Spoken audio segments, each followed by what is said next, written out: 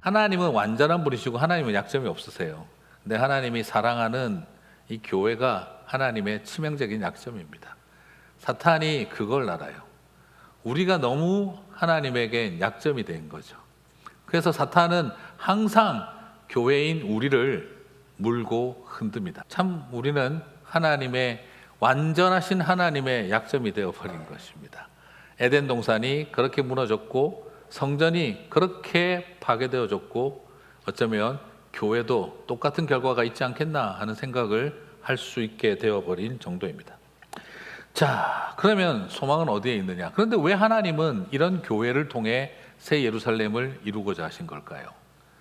제가 만약 하나님이라면 얘들 안 데리고 할 건데 우리는 배제시키고 하실 것 같은데 하나님은 이 연약하고 완악한 교회를 통해서 주님은 새 예루살렘을 이루기를 기뻐하셨어요. 첫 번째, 새 예루살렘인 교회는 어떤 특징을 갖고 있나? 첫 번째, 주님의 신부입니다 라고 말씀을 드리고 싶어요. 새 예루살렘은 근본적으로 교회인데 주님은 복음서에도 그랬고 계시록에도 그랬고 이 새 예루살렘을 교회와 함께 신랑 되신 주님의 신부라고 소개를 하고 있어요. 자, 계시록 21장 2절을 보시겠습니다. 같이 읽겠습니다. 또 내가 보매 거룩한 성 예루살렘이 하나님께로부터 하늘에서 내려오니 그 준비한 것이 신부가 남편을 위하여 단장한 것 같더라. 그리고 9절 10절도 같습니다. 7대접을 가지고 마지막 7재앙을 담은 7천사 중 하나가 나와서 내게 말하여 이르되 이리 오라, 내가 신부 곧 어린 양의 아내를 내게 보이리라 하고. 같이 읽겠습니다. 성령으로 나를 데리고 크고 높은 산으로 올라가 하나님께로부터 하늘에서 내려오는 거룩한 성 예루살렘을 보이니. 자, 신부 곧 어린 양의 아내를 보여달라 그랬더니 뭘 보여줍니까? 예, 거룩한 성 예루살렘을 새 예루살렘을 보여주고 있는 거예요. 자, 그래서 새 예루살렘은 한마디로 뭐라고 정의하고 있느냐면 주님의 신부가 된다라는 거죠. 자, 그러면 질문 드릴게요. 우리는 주님의 신부가 될 만큼 자격이 있을까요? 우리는 알고 있죠. 우리는 하나님의 신부가 될 만한 자격이 없습니다. 오히려 우리는 고멜과 같이 남편을 떠나 남편이 아닌 사람의 아들을 낳는 그런 고멜과 같은 음란한 존재들입니다. 그럼에도 불구하고 호세아를 통해 그 고멜을 사랑하라 하신 것처럼 주님은 그 여전히 음란하고 더러운 우리를 신부로 순결하게 단장하시고 여기시는데 은혜가 있다는 것입니다. 우리는 신부가 될 만한 자격을 갖추고 있는 존재들이 아니라 고멜과 같은 우리들을 하나님이 신랑 되신 예수님이 우리를 신부로 여겨주신다는데 은혜가 있는 줄 믿습니다. 그래요. 이게 기적입니다. 사실은 우리는 그런 자격이 없습니다. 하나님과 우리의 관계가에서 우리가 거룩하게 주님과 함께 거룩한 신부가 될 만한 자격이 없는 존재들이죠. 그럼에도 불구하고 주님은 이런 우리를 주님의 신부로 여겨주신다는 것이죠. 왜 예수님은 우리의 신랑이 되는다라고 그렇게 자신을 정의하셨을까요? 굉장히 독특한 건데 이건 그냥 우리가 그냥 알콩달콩 또 쩝조름짜릿한 그 사랑을 하자 이런 걸 지금 말하려는 의도가 아니라 이건 하나님의 말씀을 이루고 예수님이 누군지를 드러내기 위해서예요. 자, 무슨 말이냐? 예수님이 자신을 신랑으로 나타낸 것은요, 재림주이신 예수님이 창조주 하나님이시라는 것을 이루기 위해서인 거예요. 성취하기 위해서예요. 자, 이사야 54장 5절을 보겠습니다. 예수 그리스도 메시아를 예언하는 말씀인데요. 같이 읽겠습니다. 이는 너를 지으신 이가 내 남편이시라. 그의 이름은 만군의 여호와이시며 내 구속자는 이스라엘의 거룩한 이시라. 그는 온 땅의 하나님이라 일컬음을 받으실 것이라. 오늘 이사야는 오실 메시아에 대해서 예언하고 있는데 아주 독특한 표현을 쓰고 있습니다. 너를 지으시니가 네 남편이시다. 너를 창조하시니가 너의 남편이 된다. 그러므로 예수님이 이 땅에 오셔서 교회인 우리를 신부라 부르고 당신을 신랑이라고 표현하신 이유는 우리 알콩달콩 사랑하고 살자 이런 단순한 의도를 위해서가 아니라 바로 이사야서의 말씀을 성취하기 위해서라는 거예요. 너의 남편이라고 스스로를 칭할 자가 올 터인데 그가 바로 너의 창조주다. 그는 너의 구원자이시고 그리고 또한 그분은 미쇼다이 선교적인 하나님, 선교하시는 하나님으로 모든 민족과 이스라엘의 하나님이 아니라 모든 민족과 열방의 하나님이 되실 분이다. 예수님은 바로 당신이 이사야가 예언한 바로 그분이심을 증거하기 위해 나는 너의 신랑이고 남편이며 너는 내 신부라고 말씀하신 것입니다. 사랑하는 성도 여러분, 주님은 그저 우리와 인간적인 관계를 만들어가는 것도 중요하게 여기지만 이걸 통해서 신랑이 누구인지를 저와 여러분에게 가르쳐주기 위해서라는 거예요. 너를 지으시니가 네 남편이라. 나중에 새 예루살렘과 함께 재림하실 어린 양이 우리의 남편이고 그분이 우리의 창조주이고 우리의 구원자이고 모든 민족과 열방을 구원하실 전 세계를 구원할 하나님이시다라는 것입니다. 그러므로 이사야 선지자는 구약의 하나님을 가르쳐주고만 있는 것이 아니라 삼위일체 하나님의 이야기를 이미 예언하고 있었던 것입니다. 자, 문제는 우리가 신부인 것도 잘 모르고 신랑이 누군지 모르고 있다는 거예요. 신랑이 창조주인 것도 모르고 신랑이 구원자인 것도 모르고 신랑이 모든 민족과 열방을 구원할 선교의 하나님이라는 것도 모르고 있는 거예요. 그러니까 신랑도 모르면서 지금 결혼생활하고 있는 겁니다. 그렇습니다. 바로 신랑이신 재림하실 마지막 새 예루살렘 어린 양의 아내로 우리를 삼아주신 그 재림의 주님이 여러분의 남편이 창조주이시고 구원자이시고 모든 민족과 열방을 향해 하나님의 선교를 펼치실 주님이신 줄 믿습니다. 그러니까 그분하고 같이 민족과 열방을 향해 나아가야 하는 것이죠. 그렇게 같이 사는 것이죠. 자, 그러면 두 번째, 예루살렘인 교회는 12지파와 12사도의 복합체입니다. 완성입니다. 자, 새 예루살렘의 두 번째 특징은요, 구약의 성전과 신약의 교회가 완전히 통합되어진 완성품입니다. 자, 12절부터 쭉 교회에 대해서 설명을 하고 있는데 이 새 예루살렘에 대해서 자, 9절을 다 안 읽겠습니다. 너무 많아서. 자, 12절은 12개의 문이 나오고 12천사와 12지파의 이름이 나옵니다.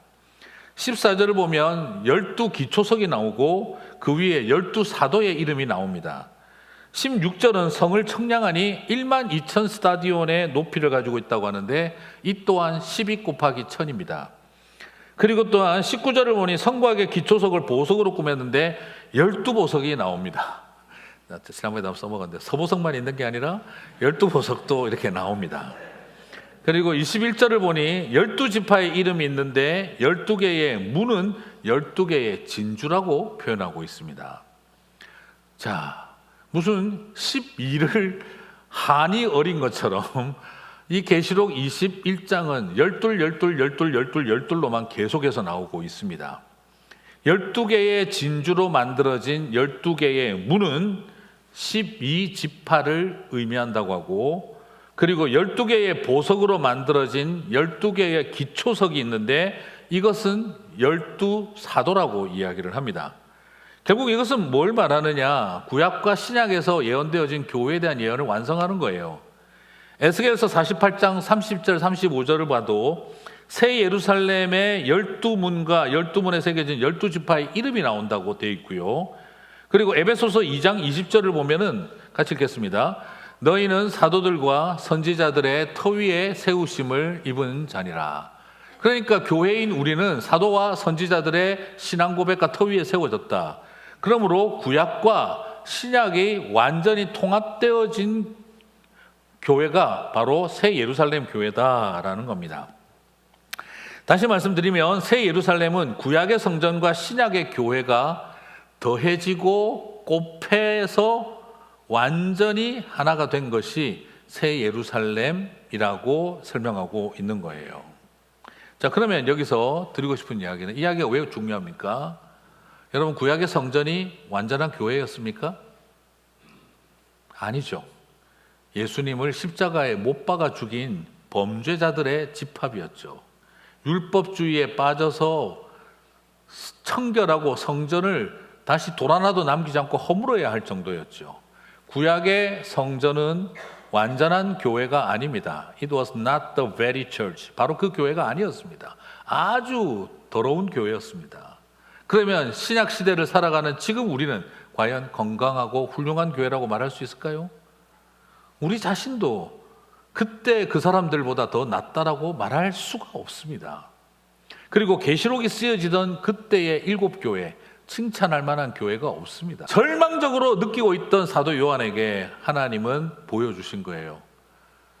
저 몇천 년을 믿어온 성전도 쓸데없고 이제 새로 복음으로 시작된 이 교회도 희망이 없어 보이는데, 그런데 주님은 맨 마지막에 새 예루살렘을 회복할 때 무슨 새로운 증거 장막 교회를 세우시는 게 아니라 그 못난이들을 더하고 곱하고 그리고 천을 더해줘서 보석 달아주고 진주 달아주고 거기에 기초석 다시 나와주고 기둥 세워주고 문 달아줘서 이 모든 것들을 온전한 새 예루살렘으로 만드셨다는 것입니다.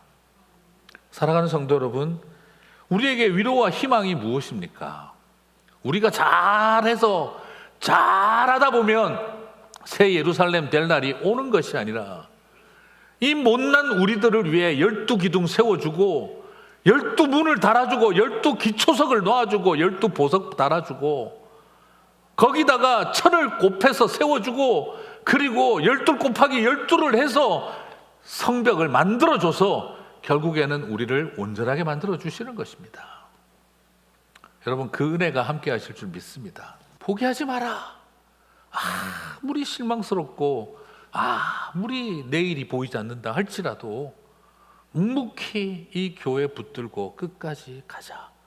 그리고 그 길 끝에서 우리는 새 예루살렘을 보게 되리라. 그리고 세 번째 새 예루살렘의 특징은요, 예루살렘 성은 있는데 성전이 보이지 않는다라고 해요. 없다는 말이 아니라 보이지 않는다라고 표현합니다. 약간 생뚱맞죠? 아니, 예루살렘 성벽에서 예루살렘에서 성전이 없으면 어떡하자는 거냐, 그렇죠? 예루살렘이라고 하는 성이 있으면 솔로몬의 궁궐도 있었고 사람들이 사는 집들, 수비대, 궁정 다 있고 그 가운데 성전이 있었거든요. 지금도 예루살렘 가면 그 성전을 볼 수가 있겠죠. 과거의 그 자리를 볼 수 있죠. 그런데 오늘 말씀은요, 뚱딴지 같게 새 예루살렘 성은 보이는데 그 새 예루살렘 안에 성전이 보이지 않는다는 거예요. 계시록 21장 22절을 보겠습니다. 같이 읽겠습니다. 성 안에서 내가 성전을 보지 못하였으니 이는 주 하나님 곧 전능하신 이와 및 어린 양이 그 성전이심이라. 아멘이십니까? 그렇습니다. 여기서도 참 놀랍죠. 예루살렘 성이 다시 마지막 때에 임할 때에는요, 성전이 이 세상에서 가장 화려하고 가장 아름답고 가장 큰 성전이 있는 것이 아니라 오히려 완성된 예루살렘에는 성전이 보이지 않는다는 것입니다. 성전은 무엇입니까? 건물이 아니라 인격입니다. 성전은 건물이 아니라 예수 그리스도이십니다. 이것은 굉장히 중요한 도전입니다. 저는 이 말씀을 바라보면서 큰 감격을 경험했습니다. 요한복음 2장 19절 21절 다 기억하시죠? 너희가 이 성전을 올라 내가 사흘 동안에 일으키리라. 유대인들이 가로되 이 성전은 46년 동안 지었거늘 네가 3일 동안에 일으키겠느냐 하더라. 같이 읽겠습니다. 그러나 예수는 성전된 자기 육체를 가리켜 말씀하신 것이라. 예수님은 부활하실 때에도 성전을 재건하셨습니다. 그것은 바로 부활하신 몸으로 성전을 보여주셨죠. 그리고 또한 재림하실 때도 어떻게 되는 것입니까? 하나님의 임재이고 예수 그리스도 자신입니다. 성삼위 하나님 자신인 것입니다.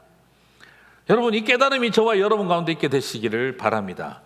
새 예루살렘과 그러면 어떻게 되죠? 새 예루살렘과 성전이 구별이 됩니까? 안 됩니까? 구별이 안 됩니다. 그러면 새 예루살렘 자체가 예수로 꽉 차 있다면 새 예루살렘이 신부입니까? 신랑입니까? 아니, 지금 무슨 말장난을 하십니까? 하실 수 있습니다만, 새 예루살렘은 신부라고 했는데 건물로서 성전이 보이지 않고 예수 그리스도로 충만하다면 이제 새 예루살렘은 신부이면서도 신랑입니다. 아니, 어떻게 이런 말도 안 되는 일이 가능합니까? 남편과 아내가 부모를 떠나 연합하여 한 몸이 될지니라. 그러므로 지금 이 이야기는 신부된 우리와 교회와 신랑 되신 주님이 연합하여 한 몸이 되므로 이제 내 안에 예수가 가득하고 예수님 안에 우리가 가득하고 이제 교회와 예수님이 분리되어지지 않을 엄청난 꽉 차 있는 예수로 충만한 하나님의 교회가 된다는 것입니다. 신부는 어떤 존재입니까? 신랑과 하나 되어져서 나와 하나님이, 나와 성령님이, 나와 예수님이 구별되지 않을 만큼 한 몸이 될 존재로 저와 여러분이 부르심을 받았다는 겁니다. 그렇습니다. 그럼 이걸 또 다르게 어떻게 표현하고 있느냐? 그래서 우리가 완전히 몸이 돼버린 건데, 그러니까 이게 뭐냐면 주님은 교회의 머리요, 너희는 그 지체라 그랬어요. 여러분, 그러면 우리가 누가 된 겁니까? 예수님이 돼버린 거예요. 예수님과 하나가 돼버린 거예요. 여러분, 머리가 따로 있으면 그게 뭐죠? 시체입니다. 시체. 네, 그 머리가 따로 있으면 안 돼요. 네, 사랑하는 성도 여러분, 그렇기 때문에 이제 지금부터 이 해 나가는 연습이 마지막 때에 완전히 가득 차는 것입니다. 그런데 더 놀라운 것은 예수님을 성전이라고 하는데 계시록 21장 16절에 그 성이 네모가 반듯하여. 자, 이 말은 무슨 말이냐면 12,000 스타디온으로 가로 세로 높이가 다 똑같다. 이 정육면체의 모습을 가지고 있다는 거예요. 자, 그러면 이게 뭐가 그렇게 중요하나? 정사각형이라는 게, 모세가 성막을 만들었을 때 지성소가 정사각형이에요. 10 곱하기 10이었습니다. 그리고 솔로몬이 성전을 만들 때 지성소가 정사각형이었습니다. 20 곱하기 20이었어요. 이것을 통해 결국에는 보여주고 있는 게 무엇이지요? 나중에 예루살렘 신부인 저와 여러분이 예루살렘 성인 우리가 정사각형이라고 설명을 굳이 해놓은 이유는 바로 우리가 지성소다 이 말인 것입니다. 결국에는 또 뭘 말하느냐? 어린 양이 그 성전이라 했잖아요. 이 성전이라고 하는 이 표현이 일반적으로 성전을 뜻할 때는 히에로스라고 하는 헬라어를 사용해야 되는데, 여기에서는 지성소를 특별히 구별할 때 쓰는 나오스라고 하는 성전을 사용을 해요. 그러므로 다시 말씀드리면 뭘 말하냐 그러면 우리 예루살렘 성인 저와 여러분이 바로 이제는 지성소 그 자체가 되게 만들어졌다는 것입니다. 그러므로 오늘 우리는 자신을 다시 알아야 됩니다. 여러분이 어떤 존재입니까? 1년에 한 번 대제사장만 들어갈 수 있는 그런 공식이 아니라 우리 자신이 예수 그리스도로 충만하기에 우리는 지성소가 된 존재들입니다. 그러므로 여러분, 이 교회를 바라보는 우리의 눈과 마음이 어땠으면 좋을까요? 이게 지성소가 된다고? 이런 음녀가 신부가 된다고? 이런 성전과 이런 교회가 기둥발도 다 빠지고 문도 다 뜯어지고 그냥 다 찢겨진 이 교회가 뭐가 될 거라고. 그런데 주님은 이 성전과 교회를 합치고 곱하고 기둥 세워주고 문 달아주고 보석 달아주고 그리고 기초석 다시 놔주셔서 새 예루살렘이, 아니 지성소가 되게 만드신 줄 믿습니다. 그래서 오늘을 참고 나아가는 것이죠. 그러므로 이 새 예루살렘에는요, 해와 달의 비침이 쓸 데가 없는 것입니다. 그래서 계시록 21장 23절 그 성은 해나 달의 비침이 쓸데없으니 이는 하나님의 영광이 비치고 어린 양이 그 등불이 되십니다. 그렇습니다. 그리고 또한 뭐라고 말하고 있습니까? 이것이 오늘 우리에게 주는 위로는 그렇구나. 이제 우리는 흑암의 빛이 비추기를 바랬는데 이제는 밤이 없겠고 해도 쓸 데가 없는 날이 오는 것입니다. 여러분, 그 완전한 주님이 빛이 되어 주실 그날이 저와 여러분 우리 교회 안에 있게 될 줄 믿습니다. 그러면 이것은 우리끼리만 잘 되는 것을 바라볼 수가 없죠. 만국이 회복되는 일입니다. 계시록 22장 2절은 보여줍니다. 길 가운데로 흐르더라. 강 좌우에 생명나무가 있어 12가지 열매를 맺되 달마다 그 열매를 맺고 그 나무 잎사귀들은 만국을 치료하기 위하여 있더라. 여러분, 지금 이걸 보니까 뭐예요? 길 가운데로 강이 흐르고 생명나무가 있고, 여러분 이게 지금 어떤 곳입니까? 에덴이죠, 그죠? 자, 그래서 그 창세기에 우리가 잃어버렸던 에덴이 요한계시록 22장 2절에서 새 예루살렘으로 나타나는 거예요. 그곳에 생명나무가 뭐합니까? 모든 민족과 열방을 치유하는 것입니다. 그러므로 예수님께서 말씀하신 거예요. 내 집은 만민이 기도하는 집이라. 여기서 기도가 강조점이 아니라고 제가 여러 번 말씀드렸죠. 유대인만 기도하던 집이었어요, 성전이. 그러나 예수님이 그 말씀을 하고 난 다음부터 만민이 기도하는 집이 된 것입니다. 계시록 22장 5절을 읽겠습니다. 다 함께 읽겠습니다. 다시 밤이 없겠고 등불과 햇빛이 쓸데없으니 이는 주 하나님이 그들에게 빛이심이라. 그들이 세세토록 왕노릇하리로다. 우리가 이것을 깨달아 알아야 할 이유는 이것이 우리랑 무슨 상관이 있는가? 창세기에 아담과 하와가 잃어버렸던 그 왕의 권위를 이제 저와 여러분을 주님은 찾게 하신다는 것입니다. 그러므로 창세기의 이야기가 계시록에서 완전하게 완성되고 성취되는 것입니다. 기독교 진리는 덮어놓고 믿으라고 강조하는 것이 아니라 창세기에 이루지 못한 인간의 실패를 계시록을 통해 완성되게 하실 하나님의 약속을 보여주고 있는 것입니다. 그러므로 제발 부탁드리고 싶은 것이 그겁니다. 신랑이 누군지 제대로 좀 알고 살아가십시다. 그리고 교회가 뭔지를 제대로 알고 살아가십시다. 그러므로 이제 우리는 이곳에서 사랑과 용서와 화목과 그리고 환대와 위로를 만들어 가는 일을 해야 하는 것입니다. 소외된 자, 가난한 자, 힘없는 자, 병든 자들을 붙들고 그들을 위해서 섬기는 공동체가 되어갈 때 그것이 바로 영원토록 왕노릇하는 하나님의 은혜의 길이 될 줄 믿습니다.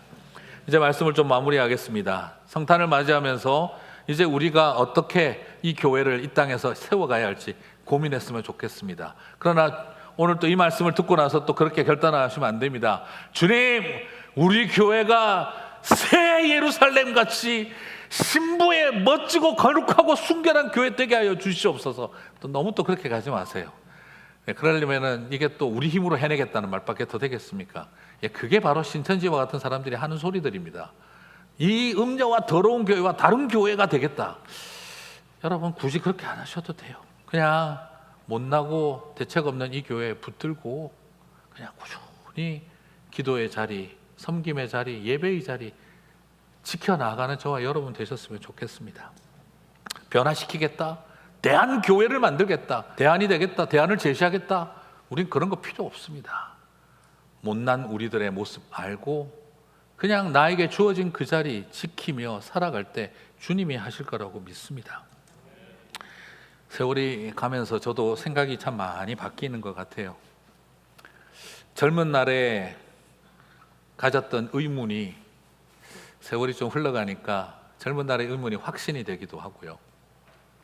또 젊은 날 가졌던 확신이 세월이 흘러가면서 또 의문으로 남기도 하네요.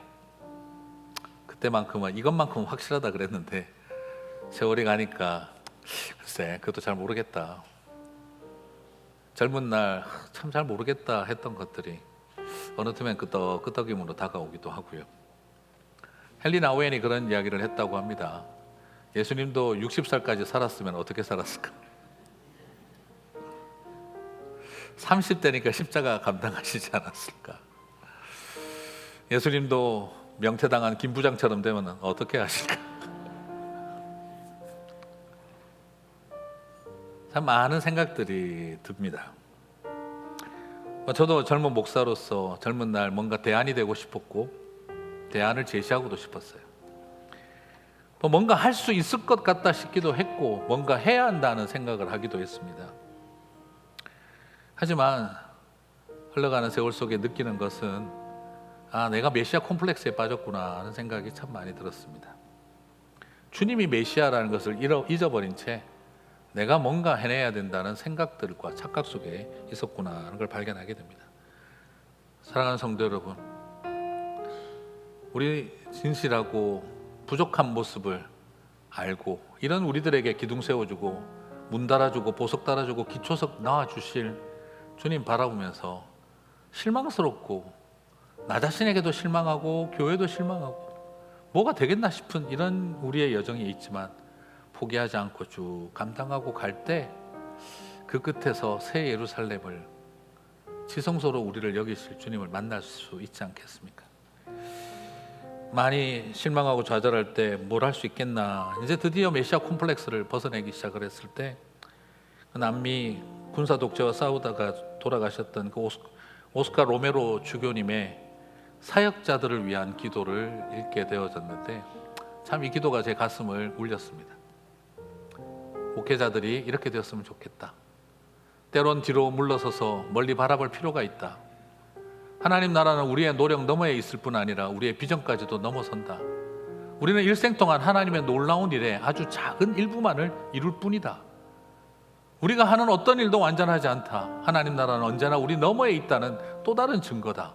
어떤 말도 완전하지 않다. 어떤 기도도 우리의 믿음을 다 담아내지 못한다. 어떤 고백도 우리를 완전하게 하지 못한다. 목회자의 신방이 완전한 치유를 일으키지 못한다. 어떤 프로그램도 교회의 사명을 완성하지 못한다. 어떤 목표도 모든 것을 담지 못한다. 우리가 할 일은 다음과 같다. 우리는 언젠가 싹을 낼 씨앗을 심는 것이다. 뿌려진 씨앗의 미래를 보고 물을 주는 것이다.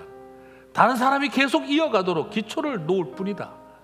우리의 능력을 훨씬 뛰어넘는 결과를 위해 누룩을 넣는 것이다. 우리는 모든 것을 할 수 없다. 그 사실을 아는 것은 해방감을 안겨준다. 이렇게 생각하면 일을 더 잘할 수 있다. 우리의 일은 완전하지 않다. 다만 하나의 시작이고 먼 길의 첫 걸음이다. 그렇게 할 때 주님의 은혜가 들어와 나머지 일을 행한다. 우리는 그 결과를 끝내보지 못할지도 모른다.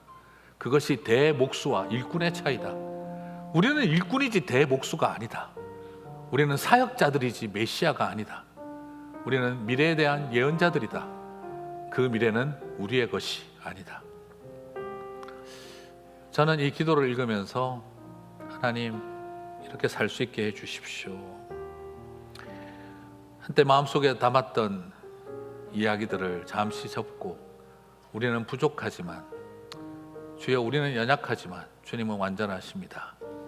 그날을 믿음으로 바라보며 나아가서 포기하지 않고 원망하지 않고 낙심하지 않고 끝까지 이 길 정진하셔서 그 길 끝에서 새 예루살렘 혼인잔치를 경험하는 저와 여러분 되시기를 주님의 이름으로 축복합니다.